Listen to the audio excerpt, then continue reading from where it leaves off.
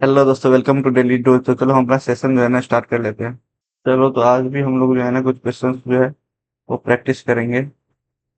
तो ओपन कर लेता हूँ मैं। हाँ, वो देखो, ये जो है ना हमारा ये इलेक्ट्रॉनिक्स का हम लोगों का डेली चलता है ना, डेली डोज वही है। यहाँ आप देखो, फर्स्ट में क्वेश्चन देखते हैं क्या बोल रहा है कि the correct relation between the energy and the charge. तो आप लोगों को क्या पता है, energy equal to P into T, पता है ना?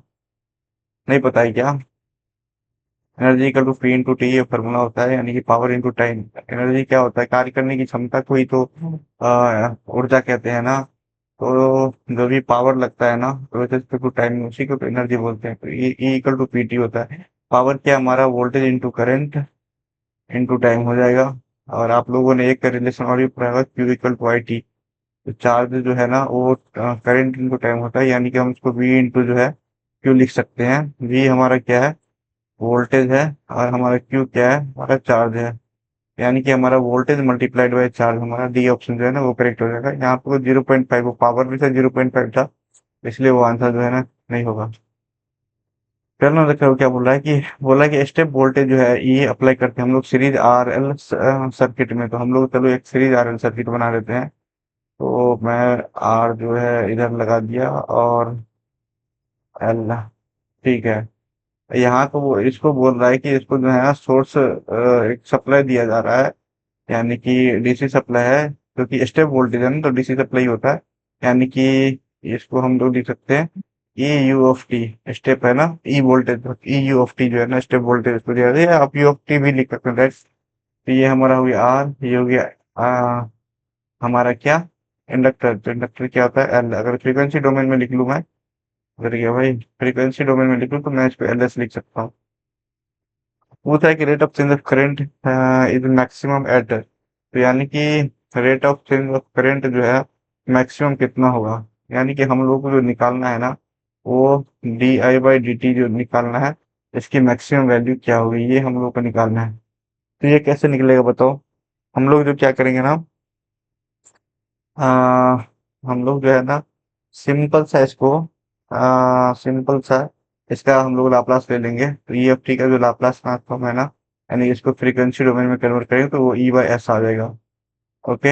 यहाँ पे सिंपली करंट कितना फ्लो करेगा, आई, मुझे बता दो। आई इक्वल टू फ्लो करेगा ई divide by voltage divide by total, जो हमारा रिएक्टेंस है वो, मतलब रेजिस्टेंस प्लस रिएक्टेंस, तो आर प्लस एल एस।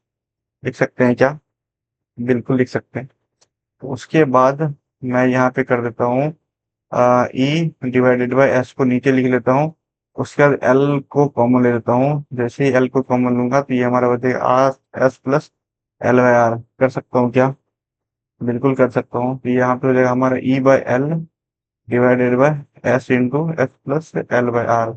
ये हो गया। अब हम लोगों को ये जो हमारा करंट का इक्वेशन निकला ना, I equal to E by L divided by S into S plus L by, sorry, L by R, हाँ। तो एल बाय आर, तो इसका जो है ना हमको पार्शियल फ्रैक्शन लिखना पड़ेगा, क्योंकि हमें हमें जो है इसको इसका इनवर्स लेना है, तो इसके लिए पार्शियल फ्रैक्शन देना पड़ेगा। तो ए बाय, आई होप आप लोगों को जो है ना पार्शियल फ्रैक्शन पता होगा, A by B S into L plus R. तो हम लोग पहले जो है ना वो एस इक्वल टू जीरो रखेंगे, तो हमारा क्या हो जाएगा, देखो एस इक्वल टू जीरो रखेंगे तो इसमें से एस को हटा देना है, तो एस को एलिमिनेट कर दूंगा और इसको zero, S equal to zero put करूंगा तो क्या हो जाएगा हमारा, बताओ? तो हमारा E by L divided by S को तो एलिमिनेट ही करना है, यानी कि L by R equal to, इस टर्म को जो है ना S equal to zero put किया है, तो इस टर्म को हटा देना है हम लोगों को। तो हमारा हो जाएगा B divided by L by R. तो यानी कि यहाँ से हमको दिख रहा है कि हमारा बी का वैल्यू जो है वो ई बाय एल निकल के आ रहा है। अब हम एस बराबर जो है ना, एक बार अब ए बराबर एस बराबर जीरो पुट किया, इस बार S plus L by R बराबर जीरो पुट करेंगे। मतलब एक बार जो है ना इसको जीरो पुट करना पड़ता है, एक बार इसको जीरो करना पड़ता है। ये पार्शियल फ्रैक्शन लोगों ने पढ़ा होगा। या इसको हम लोग यहाँ पे लिखे तो एस इक्वल टू क्या हो जाएगा, माइनस एल बाय आर। तो यहाँ पे हमारा क्या हो जाएगा, हमारा E by L divided by S equal to क्या है, माइनस एल बाय आर। इस बार minus L by R equal to A divided by S equal to minus L by R लिख देंगे क्या? उसके बाद ये तो हमारा टर्म हो जाएगा जीरो। तो उस टर्म को हम लोग नहीं लेंगे। तो ये यानी कि यहाँ से हमारा एल बाय एल करते दिख रहा है, यानी कि ए का वैल्यू भी किया आगे हमारा ई बाय एल। यानी कि इस इक्वेशन को हम लोग कैसे लिख सकते हैं, हम लोग लिख करते हैं E/L divided by S plus E/L divided by S plus L/R। अब इसका जो है ना हम लोग क्या करेंगे, इनवर्स लाप्लास लेंगे। क्या लेंगे? Inverse Laplace. तो E/L तो दोनों कांस्टेंट है ना, और 1/s का क्या होता है, ut होता है। तो यहाँ पे हम इसको लिख सकते हैं E/L u ऑफ टी। उसके बाद प्लस फिर से E/L e raise to power minus AT का होता है ना, जैसे देखो e raise to power minus AT का लाप्लास जो होता है ना 1/s प्लस ए होता है। तो यहाँ पे s प्लस ए के फॉर्मेट में ही है, इन ए की वैल्यू पे यहाँ L/R है, तो यहाँ पे हो जाएगा L/R इंटू टी। ठीक है, यहाँ तक समझने में कोई दिक्कत नहीं हुई होगी, या इसको इंटू यूटी भी लिख सकते हैं हम लोग।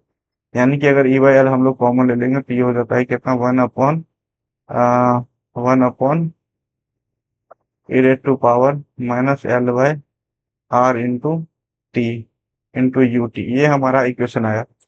तो देखो यहाँ पे ये हमारा आई निकला। तो अब आई जो है ना, हम लोग को निकालना क्या है, di/dt। हम लोग को क्या करना पड़ेगा, इसको एक बार टाइम के रिस्पेक्ट में डिफरेंशिएट करना पड़ेगा, सिंपल सी बात है। तो यानी कि हम लोग अब क्या करेंगे, di/dt निकालेंगे टाइम के रिस्पेक्ट में। तो E/L जो है वो तो कांस्टेंट है, तो उसका डिफरेंशिएशन हो जाएगा 0 प्लस e⁻80 का जो डिफरेंशिएशन होता है ना वो उतना ही हो जाता है। यानी कि यहाँ पे e⁻−L/RT ही होगा, लेकिन यहाँ का जो 80 है वो उससे मल्टीप्लाई हो जाता है, यानी कि -L/R से जो है ना वो मल्टीप्लाई हो जाएगा। यानी कि ये हमारा di/dt जो होगा वो कितना हो जाएगा, ये वो हमारा हो जाएगा -L/R। आई होप आप लोगों को दिख रहा होगा, -L/R e raise to power minus L, sorry, अरे भैया, -L/R divided by L/R into T, ये हमारा आ जाएगा। तो ये बताओ कि हमारा टी के किस वैल्यू पे जो है ना इसका मैक्सिमम वैल्यू मिलेगा। तो अगर हम लोग टी इक्वल टू यहाँ पे 0 ही पुट करेंगे ना, उसी कंडीशन में इसका वैल्यू जो है हम लोग को 1 देखने को मिलेगा। अदरवाइज हमेशा ये वैल्यू 1 से कम देखने को मिलेगा। अगर T equal to infinite put कर देंगे तो हमारा वैल्यू तो 0 ही हो जाएगा पूरा। तो हम अगर टी इक्वल टू 0 पुट करेंगे तो हमको 1 मिलेगा, और टी इक्वल टू 0 पे हमको इसका मैक्सिमम वैल्यू मिलेगा। तो ऐसे हम लोग इस क्वेश्चन को सोल्व कर सकते थे। Next question, constant voltage source है। तो कांस्टेंट वोल्टेज सोर्स क्या होता है, देखो कि कांस्टेंट वोल्टेज सोर्स का मतलब होता है तो टाइम के रिस्पेक्ट में जो है ना उसका वोल्टेज हमेशा आइडियली जो है वो ऐसा होना चाहिए। यानी कि टाइम कुछ भी हो, ये हमारा वोल्टेज जो है कांस्टेंट होना चाहिए, वोल्टेज में कोई भी डिक्रीमेंट नहीं होना चाहिए। तो हमारा ये जो है ना, ये क्या है, तो एक वोल्टेज सोर्स जो है वो क्या कर सकता है, ये वोल्टेज जो है वो प्रोवाइड कर सकता है, इन्फिनिट टाइम के लिए प्रोवाइड करता है ना, इन्फिनिट टाइम के लिए जो है वो प्रोवाइड कर सकता है। इसलिए और इस और वोल्टेज सोर्स, तो ये हमारा क्या हो जाएगा, ये हमारा एक्टिव एलिमेंट हो जाएगा। तो ये जो है हमारा एक्टिव है लेकिन यूनिलेटरल है, क्योंकि ये जो है देखो यहाँ पे जो करंट है, वो सॉरी, ये जो वोल्टेज है ना वो हमारा एक ही क्वाड्रेंट में है, तो हमारा उसको यूनिलेटरल बोलते हैं। अगर वो दोनों क्वाड्रेंट में रहता है ना तो उसको हम लोग बाइलेटरल बोलते हैं। नेक्स्ट क्वेश्चन देखो, बोल रहा है कि Kirchhoff law are not applicable to the circuit. कैसे सर्किट के लिए किरचॉफ लॉ जो है एप्लीकेबल नहीं है? तो डिस्ट्रीब्यूटेड पैरामीटर के लिए है ना केवीएल केसीएल जो है वो एप्लीकेबल नहीं होते। क्यों? जैसे कि हम लोग ट्रांसमिशन लाइन पढ़ते हैं, ट्रांसमिशन लाइन में क्या होता है, जैसे हजारों किलोमीटर का लाइन है, ये लाइन जो है ना हजारों हजारों किलोमीटर का ये लाइन है। तो हम लोग ना ऐसे नहीं माप सकते कि हजारों किलोमीटर का यहाँ से यहाँ तक का रेजिस्टेंस जो है ना वो कितना है, इसका रेजिस्टेंस कितना है, इसका इंडक्टेंस कितना है, हम लोग नहीं मान सकते। तो हमेशा जो है ना हम लोग इसका अगर रेजिस्टेंस देखो तो स्मॉल आर से डिनोट करते हैं और लिखते हैं जैसे कि 100 किलो ओम किलो ओम पर किलोमीटर, या इंडक्टेंस लिखेंगे तो लिखेंगे कि 500 मिली हेनरी पर किलोमीटर। यानी कि हमेशा जो है ना लेंथ के रिस्पेक्ट में इसका करते हैं, यानी कि 1 किलोमीटर के हिसाब से या पर किलोमीटर के हिसाब से हम लोग उसका जो है ना वैल्यू हम लोग डिसाइड करते हैं। तो उसको बोलते हैं डिस्ट्रीब्यूटेड पैरामीटर। यानी कि हमारा R equal to 100 kilo ohm जो है ना वो एक जगह पे नहीं है, वो 1 किलोमीटर में डिस्ट्रीब्यूटेड है, कहने का मतलब यही होता है। तो अगर डिस्ट्रीब्यूटेड पैरामीटर हो तो हम लोग उस कंडीशन में किरचॉफ लॉ का यूज नहीं करते हैं। तो हम लोग इसको सोल्व कैसे करते हैं? तो आपने देखा होगा कि हम लोग जो अगर ट्रांसमिशन लाइन का क्वेश्चन भी बनाते हैं ना, उसमें किरचॉफ लॉ लगाते हैं, क्योंकि हमें सॉल्यूशन ऐसे अगर सर्किट का सॉल्यूशन करना है तो उसमें किरचॉफ लॉ जो है ना बहुत ज्यादा इंपॉर्टेंट है, उसका यूज हमें करना ही होता है। तो उस कंडीशन में हम लोग पहले इस लंप्ड को जो है ना, इसको जो डिस्ट्रीब्यूटर दिया है उसको हम लोग क्या करते हैं, लंप्ड पैरामीटर में कन्वर्ट करते हैं। तो इसको पहले लंप्ड में कन्वर्ट करेंगे, उसके बाद जो है हम लोग इसको सोल्व करते हैं। नेक्स्ट क्वेश्चन देखिए क्या बोला है कि टू कॉइल है connected in series have combined inductance of 15 milli volt when terminal of one. चलो मैं यहाँ पे जो है ना दो इंडक्टेंस ले लेता हूँ पहले। यहाँ पे बोल रहा है कि टू कॉइल का सीरीज इंडक्टेंस जो है ना वो 15 मिली है, तो यानी कि यहाँ पे एल इक्विवेलेंट कितना है, 15 मिली हेनरी है। ठीक है, तो पहले मान लो कि इसका डॉट यहाँ था, इसका डॉट जो है यहाँ था, इधर से जो है ना करंट कोई जा रही है, अब इसके कंडीशन है 15 मिली है। बोला कि when terminal of one coil is reverse, तो मान लो इस कॉइल का अगर टर्मिनल रिवर्स कर दे तो ये क्या हो जाएगा, ये तो कॉइल का रिवर्स नहीं कर रहा हूं मैं, इस कॉइल का रिवर्स कर दूं तो ये हमारा जो डॉट है ना वो दूसरे साइड चला जाएगा, ये दूसरे साइड चला गया। तो उस कंडीशन में हमारा एल इक्विवेलेंट क्या दिया हुआ है, उसे एक हमारा एल इक्विवेलेंट दिया हुआ है 9 मिली हेनरी। ये जो है ना एक्चुअली हमारा 9 मिली हेनरी है, तो 9 मिली हेनरी दिया हुआ है। तो पहले वाला जो था वो एडिटिव नेचर का था, तो ये हमारा उसका मैंने पहले भी पिछले वाले वीडियो में बताया कि उसका जो इक्विवेलेंट इंडक्टेंस होता है वो L1 plus L2 plus 2M हो जाता है, और दूसरे वाले का जो होता है वो होता है L1 plus L2 minus 2M हो जाता है। तो हम लोग इसमें क्या करते हैं, हम लोग इक्वेशन फर्स्ट और इक्वेशन सेकंड को जो है ना वो मैं सब्ट्रैक्ट कर देता हूँ।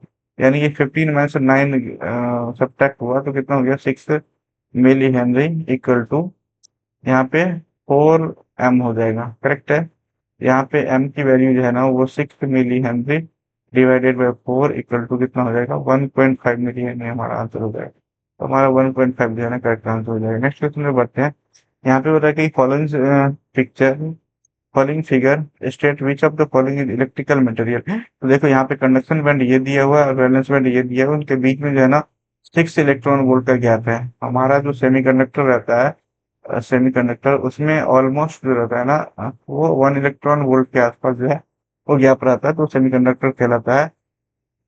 और अगर हमारा कोई मेटल है तो उस कंडीशन में ना 0 इलेक्ट्रॉन वोल्ट रहता है, यानी कि वहां पे जो है ना कंडक्शन बैंड और एंड वैलेंस बैंड जो रहते हैं ना वो क्या होते हैं, दोनों ओवरलैप्ड होते हैं, ओवरलैप्ड होता है दोनों। तो यहाँ पे देखो बहुत ज्यादा है ना 6 इलेक्ट्रॉन वोल्ट यहाँ पे दिया हुआ है, तो यानी कि यहाँ पे जो है ना कंडक्शन करने के लिए बहुत ज्यादा हाई एनर्जी की जरूरत पड़ेगी, जो कि हमारा इंसुलेटर होता है। यानी कि यहाँ पे बैंड गैप बहुत ज्यादा है, तो वो इंसुलेटर में हमारा बैंड गैप बहुत ज्यादा होता है, हमारा इंसुलेटर आंसर हो जाएगा। बोल रहा है कि when semiconductor bar is heated at one end, तो देख लो ये जो है हमारा एक मान लो कि ये हमारा क्या है, सेमीकंडक्टर बार है, सेमीकंडक्टर बार है। बोल रहा है कि एक एंड से हिट कर रहे हैं, वो अब voltage across bar is developed, मतलब बार के अक्रॉस जो है ना एक वोल्टेज यहाँ पे डेवलप हो जा रहा है। हीटेड एंड इज पॉजिटिव, मान लो कि ये जो है ना ये एंड को हम लोग हीट कर रहे हैं, अगर इस एंड पे हीट डालना हो हम लोग कैसे उसको शो करेंगे, चलो मान लेता हूँ एक मोमबत्ती से यहाँ से जो है ना हम लोग क्या कर रहे हैं, हीट दे रहे हैं। तो अगर इस एंड को हीट कर रहा हूँ और ये एंड हमारा पॉजिटिव है तो वो हमारा कौन सा मटेरियल होगा। तो देखो मान लेते हैं कि ये हमारा पी टाइप मटेरियल है, पी टाइप मटेरियल है, और हम लोग पॉजिटिव को जो है ना क्या कर रहे हैं, हीट कर रहे हैं। तो पी टाइप मटेरियल में हमारा मेजोरिटी कैरियर जो होता है वो क्या होता है, होल्स होता है। तो हमारा होल्स जो रहेगा वो क्या होगा, वो होल्स इधर मूव करना चाहेगा, ठीक है। और होल पे हमारा क्या होता है, पॉजिटिवली चार्ज होता है ना। तो उस कंडीशन में क्या होगा बताओ। तो अगर हम लोग पी टाइप मटेरियल है उसको अगर हम लोग हीटअप कर रहे हैं तो हमारा ये जो हॉट है, हॉट है ना, हॉट हॉट साइड, क्योंकि इस साइड हॉट हो रहा है तो इस साइड हमारा क्या हो जाएगा, इस साइड हमारा हो जाएगा हॉट साइड, इस साइड हमारा हो जाएगा क्या, कोल्ड साइड। तो हमारा चार्ज कैरियर जो हॉट साइड होगा ना, तो यहाँ से होल्स जो है वो डिप्लीट करेंगे कहाँ, कोल्ड साइड पे। कोल्ड साइड पे डिप्लीट करेंगे। तो यहाँ पे हमारा देखो होल्स का जो है ना डिप्लीशन हो रहा है, तो ये क्या होगा, ये निगेटिवली चार्ज हो जाएगा। तो ये निगेटिवली चार्ज हो जाएगा, क्योंकि हमारे केस में नहीं है, हमारे केस में हेटेड एंड पॉजिटिव वाला है। तो इसलिए हम लोग जो है ना, अगर एन टाइप का देखें, तो एन टाइप में जो हमारा रहता है ना, वो मेजोरिटी में इलेक्ट्रॉन्स रहता है। तो जब इलेक्ट्रॉन्स हीटअप होता है, तो इलेक्ट्रॉन्स जो रहता है ना, तो हॉट साइड से कोल्ड साइड डिप्लीट होना चाहेगा। तो इलेक्ट्रॉन जो यहाँ हॉट साइड से कोल्ड साइड इलेक्ट्रॉन जाएगा, उस कंडीशन में इलेक्ट्रॉन जो है वो क्या हो जाएगा, पॉजिटिवली चार्ज हो जाएगा। तो इस कंडीशन में हमारा क्या हो जाएगा, एन टाइप मटेरियल हो जाएगा। तो अगर हमारा हीटेड एंड पॉजिटिव है तो एन टाइप मटेरियल होगा। अगर हीटेड एंड निगेटिव होता, अगर हमारा पॉजिटिव है हीटेड एंड, तो हमारा वो हो जाएगा एन टाइप। अगर वो हमारा निगेटिव हीटेड एंड रहता तो वो हो जाता हमारा पी टाइप। अगर हम इंट्रिंसिक की बात करें कि हमारा ये मान लो कि ये इंट्रिंसिक सेमीकंडक्टर है, और इसको हम जो है ना हीट कर रहे हैं एक साइड से, तो क्या होगा। तो अगर हम लोग अगर इसमें हीट करेंगे, तो इसमें जो है ना इलेक्ट्रॉन भी उतने ही जो है ना वो मूव करेंगे, और होल्स भी जो है ना उतने ही मूव्स करेंगे। तो इलेक्ट्रॉन्स और होल्स जो रहेगा ना, वो दोनों उतने ही अमाउंट पे मूव करेंगे। तो इससे क्या हो जाएगा कि हमारा जो सी बैक वोल्टेज है ना, वो जीरो हो जाएगा। क्यों? क्योंकि इलेक्ट्रॉन जो पॉजिटिव निगेटिवली चार्ज होता है, होल जो पॉजिटिवली चार्ज होता है, दोनों जो है सेम अमाउंट में जो है ना वो हॉट से लेके कोल्ड जंक्शन तक जा रहे हैं। तो हमारा जो है यहाँ पे सीबैक का वोल्टेज जो है ना जीरो हो जाएगा। तो इस कंडीशन देखो क्या बोला है कि वोल्टेज अक्रॉस द बारी डेवलप है। तो यहाँ पे जो है ना, अगर आपको पॉजिटिव एंड और निगेटिव एंड, अगर कोई एन टाइप मटेरियल या पी टाइप मटेरियल, अगर उसका पॉजिटिव और निगेटिव आप लोग जो है ना हीटअप करोगे, तो आप लोगों को कुछ वोल्टेज दिखेगा, और उसको जिसको सीबैक वोल्टेज बोलते हैं। लेकिन अगर आपने एक कोई इंट्रिंसिक सेमीकंडक्टर है, उसका कोई भी एंड अगर आपने जो है ना हीटअप किया, तो आपको कोई भी जो है वो वोल्टेज देखने को नहीं मिलेगा, क्योंकि उसने दोनों जो है सेम अमाउंट में चार्ज कैरियर जो है डेवलप होते हैं, जिसकी वजह से दोनों जो है ना डिप्लीट होने लगता है, और दोनों एक दूसरे वोल्टेज को कैंसिल कर देता है। तो हमारा नेट वोल्टेज उस कंडीशन में जो है, नेट सीबैक वोल्टेज जो रहता है, वो हमारा जीरो हो जाता है इंट्रिंसिक के केस में।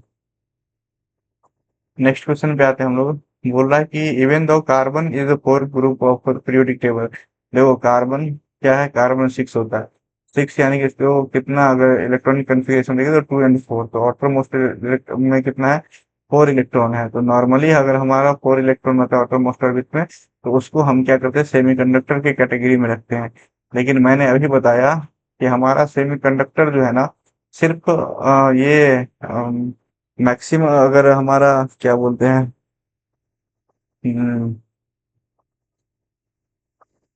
अगर हमारे आउटर मोस्ट ऑर्बिट में सिर्फ 4 इलेक्ट्रॉन है, तो उससे जो है ना हम लोग नहीं डिसाइड कर सकते हैं कि ये हमारा जो है वो एक सेमीकंडक्टर है। वो डिसाइड ओनली जो सिर्फ ये मैक्सिमम जो है ना, ऑटोमोस्ट ऑर्बिट में मैक्सिमम में कितने नंबर ऑफ इलेक्ट्रॉन्स रहते हैं, तो वो ही सिर्फ डिसाइड फैक्टर नहीं होता है एक सेमीकंडक्टर डिफाइन करने का। सेमीकंडक्टर का मेन है कि अगर सेमीकंडक्टर कोई मटेरियल अगर सेमीकंडक्टर है, तो उसका एनर्जी बैंड गैप जो है ना, वो 1 इलेक्ट्रॉन वोल्ट के आसपास होना चाहिए। तभी हम लोग उसको सेमीकंडक्टर बोलेंगे, अदरवाइज हम उसको जो है ना नहीं बोलेंगे। जैसे मैं बात कर रहा हूँ, जैसे गैलियम आर्सेनाइड। गैलियम आर्सेनाइड हम लोग यूज करते हैं ना एलईडी में, जो कि सेमीकंडक्टर कंपाउंड मटेरियल है। यहाँ पे गैलियम का देखो, गैलियम क्या होता है, गैलियम 31 होता है। इसका ऑटोमोस्ट ऑर्बिट में कितना इलेक्ट्रॉन हो जाएगा, तो इसको ऑटोमोस्ट ऑर्बिट में देखो तो 2, 8, 18, और इधर 3 हो जाएगा। तो ऑटोमोस्ट ऑर्बिट में जो है ना, यहाँ पे 3 इलेक्ट्रॉन ही दिख रहे हैं गैलियम के केस में। लेकिन ये जो है ना, एक सेमीकंडक्टर मटेरियल हम लोग बोलते हैं इसको, एज यूज करते हैं semiconductor material, compound semiconductor material. तो हमारा अगर कोई भी मटेरियल सेमीकंडक्टर है, तो उसका एक ही डिसाइडिंग फैक्टर जो है ना, वो बहुत ज्यादा इंपॉर्टेंट है कि उसका जो है ना एनर्जी बैंड गैप जो है वो 1 इलेक्ट्रॉन वोल्ट के आसपास होना चाहिए। लेकिन हमारा कार्बन जो है, जो कि फोर्थ ग्रुप का मेटल है, लेकिन इसका एनर्जी बैंड गैप जो रहता है ना, वो 5 इलेक्ट्रॉन वोल्ट से जो है वो ज्यादा होता है। तो उसके लार्ज एनर्जी गैप की वजह से इसको सेमीकंडक्टर में जो है वो कंसिडर नहीं किया जाता है। 14 में देखो क्या बोला है, the process of deliberating editing adding impurity in semiconductor. तो अगर कोई हमारा प्योर सेमीकंडक्टर है, जिसको हम लोग तो हम लोग या सिलिकॉन का या जर्मेनियम का हो सकता है, तो इसमें जो है ना, अगर हम लोग इसको हीट अप करें तो हमारा क्या होगा कि कोई हम लोगों को कंडक्शन देखने को नहीं मिलेगा, हीट अप करे या इसको चार्ज करे तो। लेकिन अगर हम इसमें डोपिंग कर देते हैं ना, तो डोपिंग क्या आता है कि इम्प्योरिटी को ऐड करना है, यानी कि हम हो सकता है इसमें गैलियम का डोपिंग कर सकते हैं, हम इसमें इसकी डोपिंग कर सकते हैं, और हम इसमें गैलियम का डोपिंग कर देंगे, हम लोग बोरॉन का डोपिंग कर देंगे, हम लोग आर्सेनिक का जो है ना वो डोपिंग कर देंगे। तो इसमें डोपिंग ऐसे करेंगे तो इसकी कंडक्टिविटी बढ़ जाती है, तो यानी कि एडिंग इम्प्योरिटी को ऐड करना क्या कहलाता है, डोपिंग कहलाता है। बोला कि एब्सोल्यूट जीरो पे जो है ना इंट्रिंसिक सेमीकंडक्टर जो है वो कैसे बिहेव करता है। तो एब्सोल्यूट जीरो पे जो है ना हमारा इंट्रिंसिक सेमीकंडक्टर जो है वो एक इंसुलेटर की तरह बिहेव करता है। यहाँ पे कोई भी आप लोगों को इंट्रिंसिक सेमीकंडक्टर में कंडक्शन देखने को नहीं मिलता है। Which amplifier is commonly use as the frequency multiplier. तो देखो कौन सा जो है एम्पलीफायर हम लोग फ्रीक्वेंसी मल्टीप्लायर की तरह यूज करते हैं। तो देखो नॉर्मली अगर हम लोग क्लास ए देखते हैं, हमारा क्लास ए, क्लास ए में क्या होता है कि हमारा जो ट्रांजिस्टर रहता है ना वो फुल साइकिल के लिए वर्क करता है। तो इसमें हमारा आउटपुट जो आता है ना वो भी फुल साइकिल आता है, साइनोसोडियल वेव आता है। तो साइनोसोडियल वेव को जो कि ऑलरेडी है, इसमें हार्मोनिक जो है ना वो जनरेट नहीं होते हैं, ठीक है। क्लास बी में हार्मोनिक्स जनरेट होते हैं, लेकिन यहाँ पे जो है ना आपको दो ट्रांजिस्टर होता है, दो ट्रांजिस्टर, एक हाफ साइकिल के लिए और दूसरा जो है ना दूसरे हाफ साइकिल के लिए वर्क करता है। तो इसमें भी जो है ना एक आपको साइनसोडियल वेव जो है आउटपुट पे दिख जाएगा। हार्मोनिक्स जनरेट होते हैं लेकिन उस अमाउंट पे जनरेट नहीं होता है। वहीं पे हम लोग अगर क्लास सी देखे ना, तो क्लास सी में जो कलेक्टर करंट फ्लो करता है वो लेस देन 180। यहाँ पे देखो क्लास ए में जो होता है ना आईसी जो फ्लो करता है वो 360 डिग्री यानी कि फुल साइकिल में करता है। यहाँ पे आईसी जो फ्लो करता है वो 180 डिग्री यानी कि हाफ साइकिल में फ्लो करता है। यहाँ पे जो आईसी रहता है ना वो लेस देन 180 डिग्री, यानी कि बस सिर्फ जो है ना वो यहाँ तक फ्लो करेगा, उसके बाद वो नहीं फ्लो करेगा।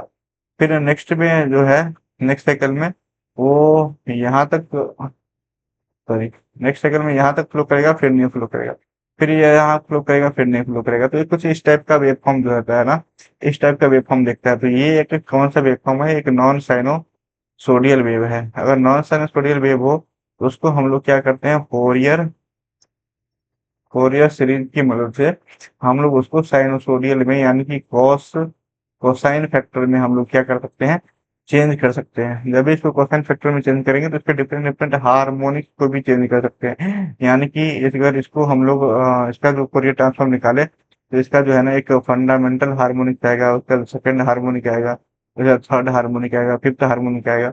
तो डिफरेंट डिफरेंट हार्मोनिक क्या है, जैसे तो फ्रीक्वेंसी कंपोनेंट ही है, तो डिफरेंट डिफरेंट टाइप का फ्रीक्वेंसी कंपोनेंट आएगा। मान लो कि अगर हमको मतलब हमको थर्ड मल्टीप्लायर चाहिए, जैसे मान लो कि हमें जो है ना फ्रीक्वेंसी का मल्टीप्लायर चाहिए, थर्ड मल्टीप्लायर। मैं इसको ये फंडामेंटल फ्रीक्वेंसी को एफ लिख दे रहा हूँ, second fundamental 2f 3f 4f। मान लो कि हमें ये थर्ड फ्रीक्वेंसी चाहिए, तो हम लोग फिर ये जो क्लास सी एम्पलीफायर है ना, क्लास सी एम्पलीफायर का जो आउटपुट आएगा, तो वहां पे क्या करेंगे, हम लोग एक एलसी टैंक सर्किट लगा देंगे।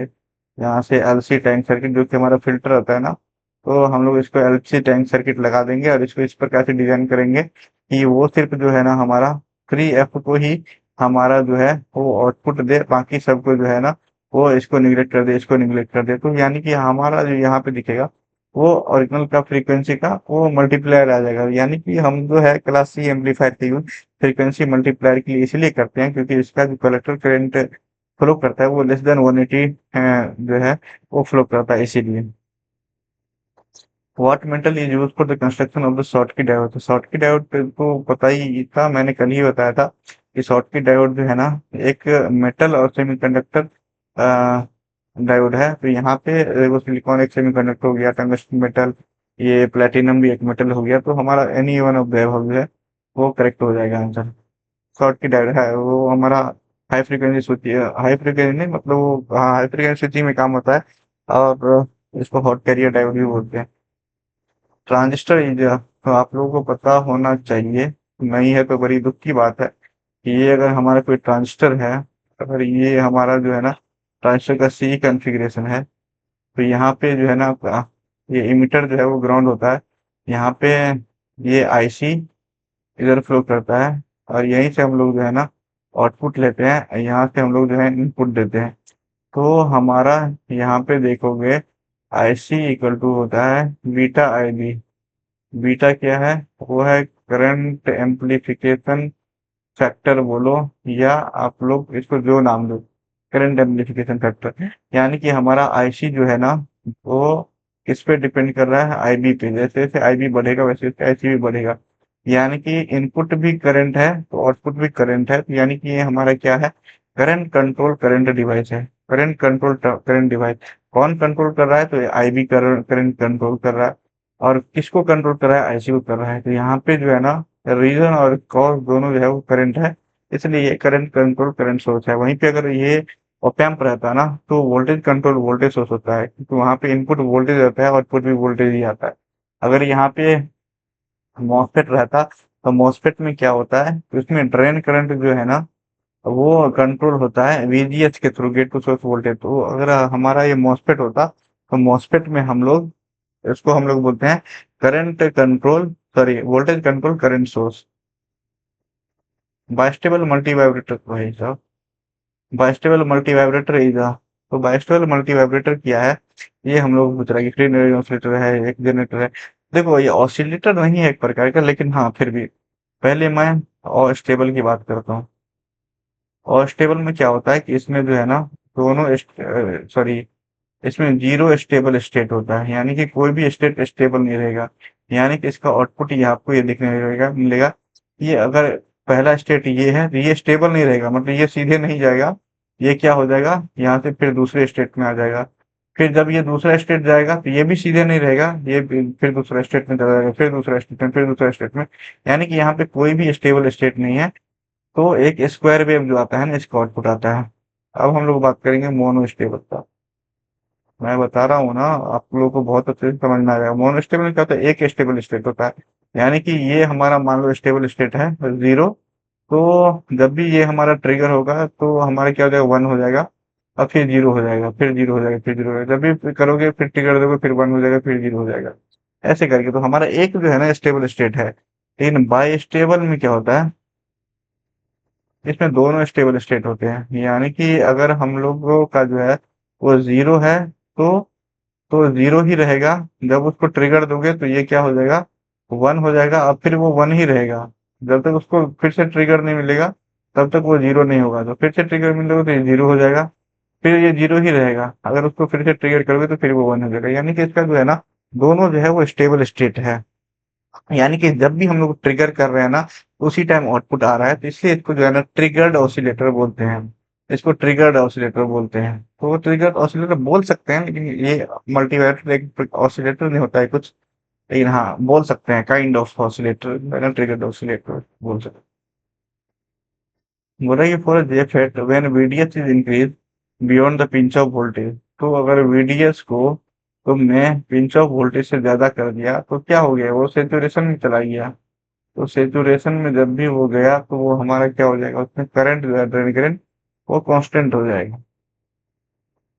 यहाँ पे देखो क्या बोल रहा है कि वीजेड जो है वो 6.2 वोल्ट है। यानी कि वीजेड हमारा ये है, तो हमारा ये एक देखो यहाँ बोल रहा है ना, वोल्टेज रेगुलेटर है। यानी कि रेगुलेटर जब भी बात कर रहे हैं, यानी कि ये जो हमारा ब्रेकडाउन रीजन में ही रहेगा। तो ये हमारा ब्रेकडाउन रीजन में जो है हमारा जीनर डायोड एक वोल्टेज सोर्स की तरह काम करता है। तो ये जो है हमारा हो जाएगा कितना? 6.2 वोल्ट। तो जब ये 6.2 वोल्ट है, तो ये भी हमारा हो जाएगा कितना? 6.2 वोल्ट हो जाएगा। अब देखो ये सब सर्किट को देखने की जरूरत नहीं है। यहाँ पे बीटा की वैल्यू कुछ दी हुई है क्या? नहीं गिवन है। यानी कि उसको हम लोग क्या करेंगे? वेरी हाई हम लोग एज्यूम करेंगे। जब भी बीटा की वैल्यू बहुत ज्यादा होता है, तो हमारा क्या होता है?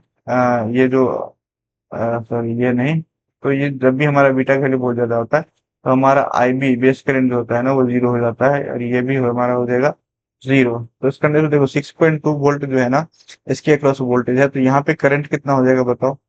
ये वाला करंट, तो ये वाला करंट हो जाएगा हमारा 6.2। इसको करंट को मैं आई मान लेता हूँ। तो 6.2 आई इक्वल टू हो जाएगा 6.2 डिवाइडेड बाई 250। अब ये बताओ, ये सेम आई इधर से भी फ्लो करेगा ना, क्योंकि इधर तो करंट है वो जीरो जा रही है, तो सेम आई इधर से भी फ्लो करेगा। यानी कि हमारा जो है वोल्टेज अक्रॉस R1 कितना हो जाएगा? वो हो जाएगा 1 के मल्टीप्लाइड बाय जो हमारा आई है वो हो जाएगा। तो यहाँ पे हम लोग को पूछा वी नोट हमारा क्या हो जाएगा। वी नोट हमारा, देखो यही तो वोल्टेज है, ये वोल्टेज क्या हो जाएगा हमारा, voltage across register 1 plus voltage across register 2, यानी कि वोल्टेज अक्रॉस रजिस्टर 1 कितना है 1K, यानी कि 1000 इंटू आई, प्लस वोल्टेज अक्रॉस रजिस्टर 2 जो है ना वो 6.2 वोल्ट है। यहाँ का जो वोल्टेज है ना वो इधर उठ के आ जाएगा, तो वो 6.2 वोल्ट, यानी कि ये 1000 मल्टीप्लाइड बाय आई की वैल्यू कितनी है 6.2 मल्टीप्लाइड बाय 250। यहाँ से इसको कट करो कितना हो जाएगा 4। नहीं भैया एक चीज गलत हो गया, देखो ये जो 6.2 है और यहाँ पर जो कुछ तो कट इन वोल्टेज होगा यहाँ पे, क्योंकि हमारा 0.7 वोल्ट रहता है नहीं देता है, तो यानी कि ये हमारा 0.7 वोल्ट इधर हुआ और ये हमारा 6.2, तो हमारा यहाँ का जो वोल्टेज होगा ना वो हमारा कितना होगा, वो हमारा हो जाएगा 6.9 वोल्ट। तो हमारा ये जो आई जो है ना वो हो जाएगा 6.9 डिवाइडेड 250। तो और हमारा जो है ये हो जाएगा 6.9, ये 6.2 नहीं, ये 6.9, तो हमारा ये कितना हो गया 6.9 मल्टीप्लाइड बाई 4 प्लस 6.9। इसको मल्टीप्लाई करो, 9 4 जा 36, तो उसका 3 हमारे पास अभी रिमेनिंग है। 6 4 जा 24 और प्लस 4 हमारे पास तो हमारे पास 3 रिमेनिंग था ना, तो 6 4 जा 24 और 3, तो ये हो गया 27 प्लस 6.9, तो हमारा कितना हो गया 27 और 6 34। तो ये हमारा कितना हो जाएगा 35.5 के आसपास आएगा, यानी कि हमारा 34 अगर 6.9 को हम लोग कर लेना तो अप्रोक्सीमेट, नहीं नहीं नहीं नहीं नहीं, ये हमारा 34.5 है, ये हमारा आ जाएगा 34.5, तो हमारा जो है ना 34 जो है वो करेक्ट आंसर हो जाएगा। तो ये जिससे तो क्वेश्चन जो है वो देखने में बड़ा लग रहा था, लेकिन एक्चुअल में क्वेश्चन बड़ा नहीं था। वह है कि non inverting close loop circuit generally gain factor, तो अगर नॉन इन्वर्टिंग कोई है क्लोज लूप में तो उसका गेन क्या होगा, देखो तो हम लोग क्या करेंगे, तो नॉन इन्वर्टिंग जो है वो एक एम्पलीफायर बना लेंगे। तो ये हमारा क्या हो गया, नॉन इन्वर्टिंग में क्या करते हैं हम लोग, सप्लाई जो है वो नॉन इन्वर्टिंग से डालते हैं, तो ये हमारा सब इनपुट हो गया। और हमारा ये इन्वर्टिंग वाला जो सीन है ना वो हमारा क्या रहेगा, वो हमारा ग्राउंड रहेगा, ये हमारा क्या हो जाएगा ग्राउंड हो जाएगा। तो ये आर है, तो ये आर एफ है, तो इसका नहीं, तो यहाँ पे वी नोट, यहाँ पे आप लोगों को वी नोट पता होगा क्या होता है, वी नोट बाई वी इन जो है वो क्या होता है 1 प्लस RF बाई आर होता है। तो आर एफ बाई आर जो है ना वो हमेशा ग्रेटर देन 0 का फिक्स रहेगा, ये हमें यानी कि हमेशा ग्रेटर देन जो है वो 1 होगा। तो हमारा ये जो है उसका गेन जो है वो हमेशा ग्रेटर देन 1 होगा, लेकिन यहाँ पे देखो तो ग्रेटर देन जो है ना वो 1 ऑप्शन में नहीं है, यानी कि कोई भी चीज अगर ग्रेटर देन 1 है तो ग्रेटर देन 0 भी है, तो हमारा ग्रेटर देन 0 जो है करेक्ट आंसर हो जाएगा। क्या बोला है 13 नंबर में, op amp use as high and low pass filter circuit imply which configuration, तो अगर वो हाई पास भी है लो पास भी है तो उसमें दोनों इन्वर्टिंग और नॉन इन्वर्टिंग जो है ना दोनों कॉन्फ़िगरेशन यूज हो जाएगा। आप लोग जो है ना एक्टिव फिल्टर का इक्वेशन एक्चुअली, आप लोग एक्टिव फिल्टर का फोटो देखो तो आपको दोनों के जो है ना कॉन्फ़िगरेशन देखने को मिलेगा यहाँ पे। 14 में बोल रहा है कि major difference between ground and its virtual ground is only, तो ग्राउंड और वर्चुअल ग्राउंड, तो आप लोगों को जैसे यहाँ पे जब भी ओपैम्प पढ़ोगे ना तो यहाँ का जो वी इन जो है ना नॉन इन्वर्टिंग वोल्टेज जो वी इन है वो यहाँ पे भी आ जाता है, वो किसके थ्रू आता है वर्चुअल ग्राउंड के थ्रू आता है, तो यहाँ पे रेफरेंस वोल्टेज का ही कमाल है। तो यानी कि दोनों का जो है ना मेजर डिफरेंस है वो हमारा क्या है वोल्टेज डिफरेंस का ही कमाल है। हम बोल रहा है कि ये सर्किट क्या डिफाइन करता है, तो ये सर्किट में देखो ये क्या है, एक एसी सोर्स है, तो जब भी एसी सोर्स है हमारे पास तो इसका जो है ना पॉजिटिव साइकिल, तो पॉजिटिव साइकिल जब भी रहेगा यानी कि ये वाला साइकिल जब भी रहेगा तो उस कंडीशन में क्या हो जाएगा हमारा ये चला जाएगा फॉरवर्ड बैच में, ये डायोड हमारा चला जाएगा फॉरवर्ड बैच में, ये चला जाएगा हमारा रिवर्स बैच में। उस कंडीशन में हमारा ये जो कैपेसिटर है वो प्लस माइनस, अगर मान लो कि इसका पीक जो है ना वो Vm है, तो ये हमारा प्लस माइनस Vm तक चार्ज हो जाएगा, ये हमारा कैपेसिटर। उसके बाद जब ये हमारा नेगेटिव साइकिल स्टार्ट होगा, उस कंडीशन में क्या होगा, अब हमारा ये हमारा चला जाएगा रिवर्स बैक में, और ये हमारा आ जाएगा किसमें, फॉरवर्ड बैच में। तो इस कंडीशन में करंट जो है ना वो इस डायरेक्शन में फ्लो करेगी, तो यहाँ पे जो है ना प्लस माइनस Vm के बराबर जो है वो हमारा ये जो कैपेसिटर है वो चार्ज हो जाएगा इससे। तो इस कंडीशन में अगर हम लोग यहाँ से प्लस माइनस वी नोट देखे, इसमें केवीएल लगाओ तो क्या हो जाएगा, V naught equal to Vm plus Vm, यानी कि 2Vm। ये क्या हो गया, हमारा वोल्टेज को डबल कर दिया ना, यहाँ पे पीक डबलर बोलो या वोल्टेज डबलर बोलो, ये वोल्टेज को डबल कर दिया तो इसको वोल्टेज डबलर बोल दूंगा। बोल रहा है कि 4 बिट सिंक्रोनस काउंटर है, यहाँ पे ये देखो की पॉइंट सिंक्रोनस काउंटर है, flip flop with propagation delay of 50 nano second, तो maximum time required to change. तो सिंक्रोनस काउंटर में क्या होता है कि हमारा जो क्लॉक पल्स है वो साथ में सभी जो फ्लिप फ्लॉप में है साथ में जाता है, तो हमारा जो है प्रोपेगेशन डिले सिर्फ एक काउंटर में इतना लगेगा, उतना ही एक हमारा फ्लिप फ्लॉप जितना डिले आता है सेम उतना ही लगता है, हमारा 50 नैनो सेकेंड ही हो जाएगा। लेकिन यहीं पे अगर असिंक्रोनस काउंटर होता तो 50 नैनो सेकेंड, उसको 4 से आपको मल्टीप्लाई करना पड़ता है, यानी कि 60 नैनो सेकेंड जो होता है ना वो असिंक्रोनस काउंटर में आप लोगों को देखने को मिलता है। तो ये जो है ना, अगर असिंक्रोनस रहता, असिंक्रोनस काउंटर रहता तो उस कंडीशन में हमारा ये आंसर होता।